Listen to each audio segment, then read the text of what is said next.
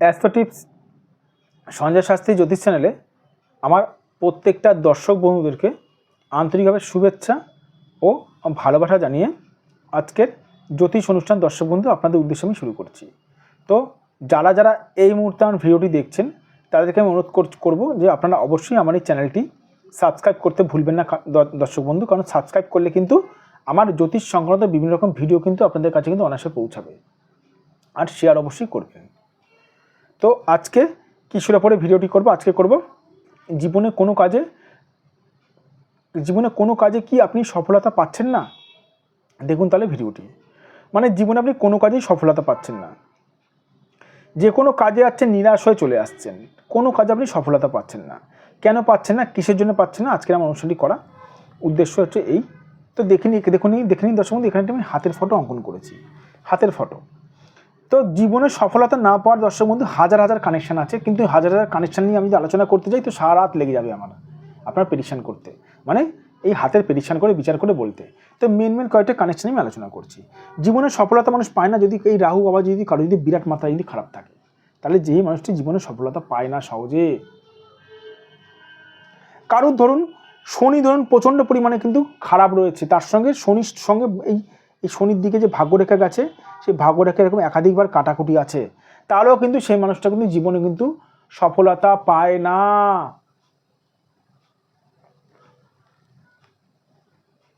বহু চেষ্টা করলেও সে সফলতা পাবে না।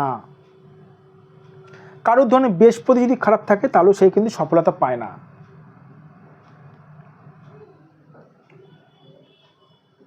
অনেকে আমাকে প্রশ্ন করে থাকেন, স্যার বৃহস্পতি খারাপ থাকলে কেন সফল? আরে বৃহস্পতি সফলতা দেয়, বৃহস্পতি সফলতার কারক গ্রহ, বৃহস্পতি শুভ কারক গ্রহ। যে কোনো গ্রহের মানে কি বলে অশুভত্ব বৃহস্পতি নষ্ট করে।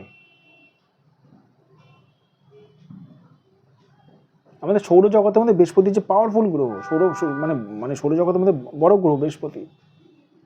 বৃহস্পতিকে সঠিকভাবে ভালো থাকতে হয়। এর জন্য আমি এরকম দেখেছি দর্শক, যারা সফলতা জীবনে পায় না তারা বাড়িতে বসে বসে তেজপাতা পোড়াচ্ছে, আমার হাসি লাগে। তেজপাতা পোড়ায় বাড়িতে বসে তেজপাতি মানে সিঁদুর আলতা লাগিয়ে তেজপাতা পোড়াচ্ছে, এরকমই মানুষের কথা শুনেছি আমি। কিন্তু সে তেজপাতা পুড়িয়েছে কত বছর? সে 6 বছর পুড়িয়েছে, তার রেজাল্ট 0 এসছে। কেন জানেন? তেজপাতা যে পোড়াচ্ছে কোন গ্রহের জন্য পোড়াচ্ছে? কোন গ্রহটা হাতে পীড়িত আছে? আরে কত ডিগ্রিতে আপনার গ্রহটা খারাপ আছে, কীরকম কত পার্সেন্টেজ খারাপ আছে গ্রহটা জানেন কি?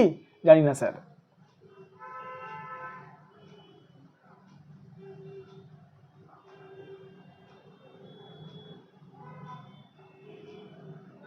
তাহলে কি করে আপনি মানে কাজটা পাবেন?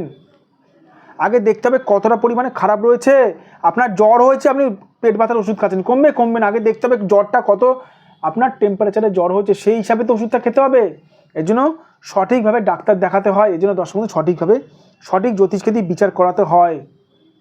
সঠিক জ্যোতিষ বিচার করে বলবে আপনাদের কীরকম সমস্যাগুলো হয়েছে, কেন হয়েছে। আর সঠিক জ্যোতিষ চিনবে কী করে? যে জ্যোতিষ আপনার ভাগ্য সংক্রান্ত বিষয়গুলো বলে দিতে পারবে, সে হচ্ছে দর্শক বন্ধু সঠিক জ্যোতিষ। যাদের মনে হচ্ছে আপনারা আমার সঙ্গে যোগাযোগ করতে চান অবশ্যই করতে পারেন। এটা আমার হোয়াটসঅ্যাপ নাম্বার, এটা আমার ফোন নাম্বার, এটা আমার বুকিং নাম্বার 9433811696। এটা আমার হোয়াটসঅ্যাপ নাম্বার, এটা আমার বুকিং নাম্বার, এটা আমার ফোন নাম্বার 7003115041।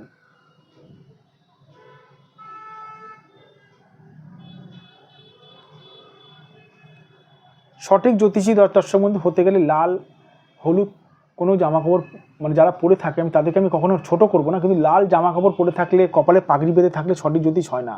সঠিক ডাক্তারদের কোনো বেশভূষা লাগেই না। সঠিক জ্যোতিষ হতে গেলে সঠিকভাবে মানুষের প্রেডিকশন করতে হয়।